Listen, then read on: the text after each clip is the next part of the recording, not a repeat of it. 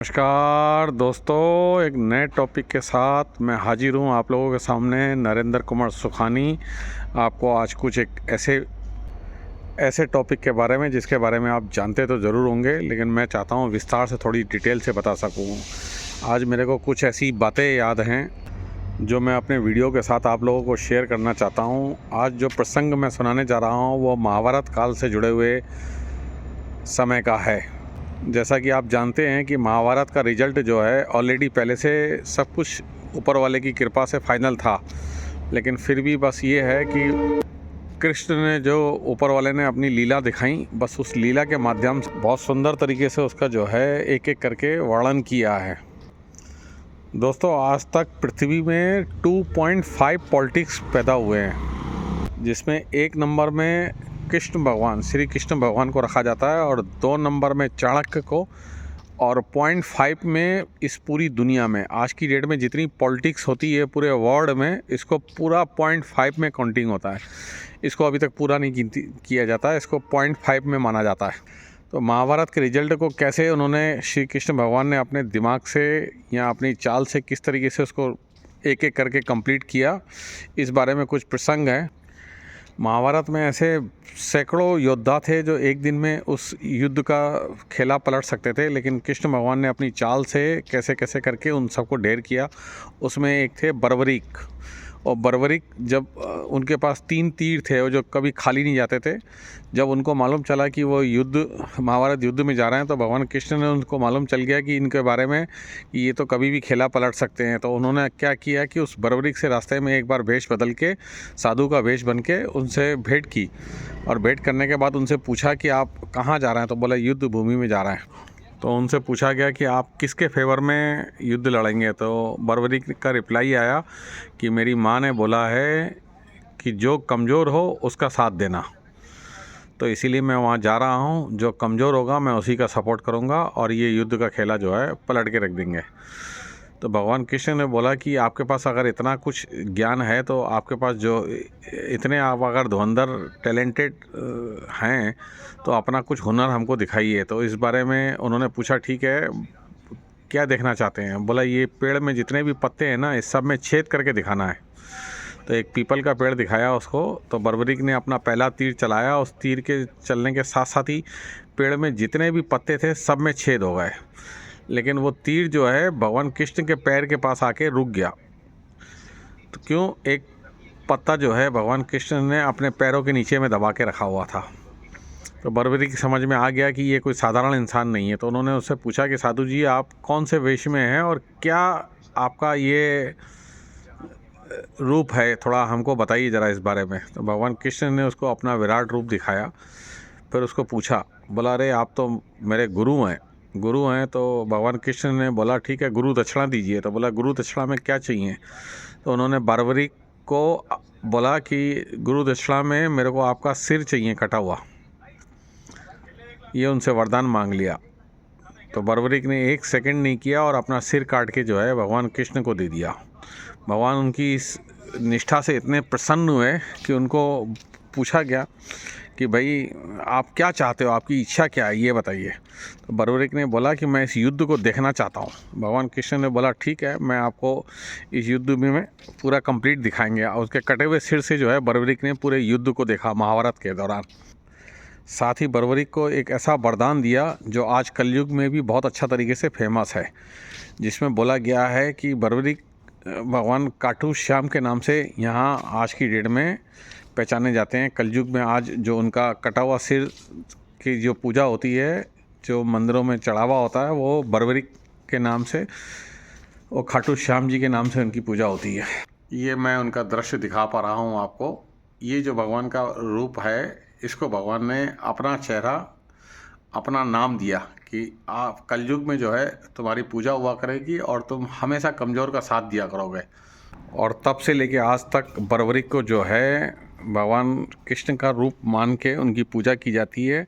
और ये इस बात का प्रमाण है कि इस कलयुग में जो भी आदमी कितना भी संकट में हो, किसी भी प्रॉब्लम में हो, किसी भी असुविधा में हो, वह मन ही मन में खाटू श्याम जी के बारे में हारे का सहारा खाटू श्याम हमारा, ये बोला जाता है। और कभी भी कोई भी आदमी कितना भी संकट में, कोई भी प्रॉब्लम में हो, किसी भी मुसीबत में हो, वो 3 दिन अगर अपने मन में संकल्प कर ले कि मेरे को खाटू श्याम जी का बहुत स्मरण करते हुए अगर मन में संकल्प कर ले कि ऊपर वाला मेरा साथ दे, तो 3 दिन के अंदर हारे से हारे हुए इंसान को भी जो है सपोर्ट मिल जाती है। ये इस बारे में कलयुग में आज भी बोला जाता है।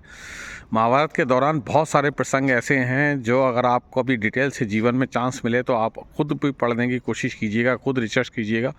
दोस्तों, हम लोगों के पास अपने जीवन में जानने के लिए बहुत सारी चीज़ें हैं और हम लोगों का अपने आप में एक इतिहास, इतना बढ़िया इतिहास है।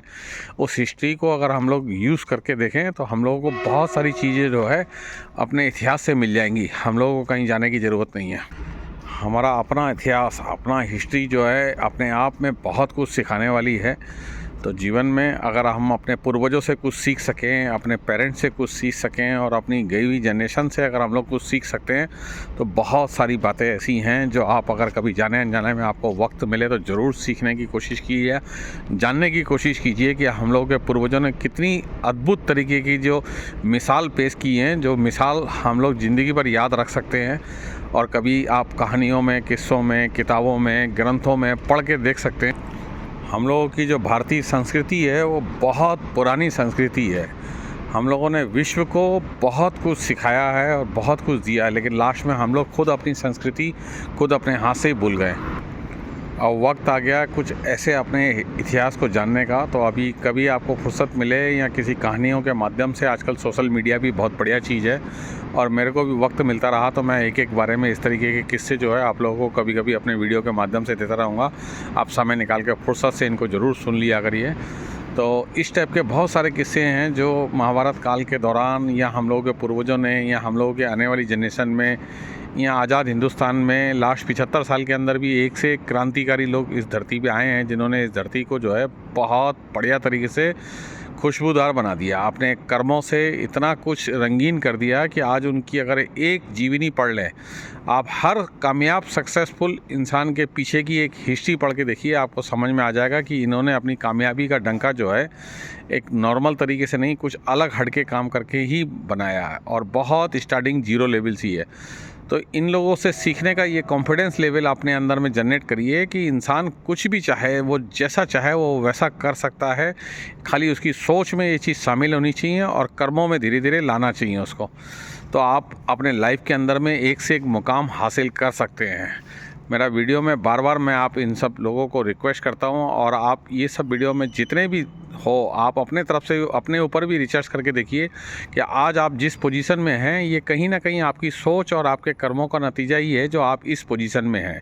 अपनी सोच और कर्मों को अगर हम लोग चेंज कर लें तो जीवन में हर कुछ संभव है। Everything is possible. दुनिया के अंदर में इम्पॉसिबल बोल के कोई शब्द ही नहीं है। 110% गारंटी मैं दे सकता हूँ कि इम्पॉसिबल बोल के कोई शब्द नहीं है। आदमी चाहे तो हर चीज़ पॉसिबल कर सकता है। साइंस भी इस बात को मानता है कि इंसान का दिमाग जो है जितना कुछ सोच सकता है उतना कुछ कर सकता है। जितनी उसकी सोच है उतनी 100% पावर है उसके करने की। वो उस चीज़ को इम्प्रूवमेंट ज़रूर कर सकता है, ये कंफर्म है। तो आप अपने जीवन के अंदर में जितनी भी सोच को सोच चुके हैं वो सारी सोचों को अपने शामिल करिए और धीरे धीरे करके उसके ऊपर अमल करना शुरू करिए। एक दिन लाइफ में आप अपने हर मुकाम को ज़रूर हासिल कर लेंगे। मेरा ये मानना है कि इंसान जहाँ तक सोच सकता है वो काम 100% कर सकता है। तो इसी तरीके से मैं आपको कुछ कुछ वीडियो ज़रूर बता के देता रहूँगा। दोस्तों, अगर इस वीडियो को आप यहाँ तक सुन पाए हैं तो बहुत अच्छा थैंक्स, मेरा धन्यवाद। जिस तरीके से आप लोगों का प्यार मेरे को मिल रहा है, मेरे को आगे चल के लगता है कि मैं जीवन के अंदर में ज़रूर कुछ एक बढ़िया मुकाम हासिल करके दिखाऊँगा आप लोगों को, ताकि आप लोग एक अच्छा से अच्छा मैं आपको एक नया टॉपिक देता रहूँगा। ये मेरा 100% विश्वास है। और अगर आपको अच्छा लगता हो तो ज़रूर शेयर किया कीजिए। इसके लिए मैं आपको तहे दिल से स्वागत। एक एक छोटे छोटे प्रयास से ही जीवन जो है बहुत सक्सेसफुल हो सकता है, मेरा ये मानना है। और इस बारे में आप लोगों का एक्सपीरियंस है मेरे को कमेंट्स बॉक्स में ज़रूर लिख के दीजिएगा। मिलते हैं किसी अगले वीडियो के साथ।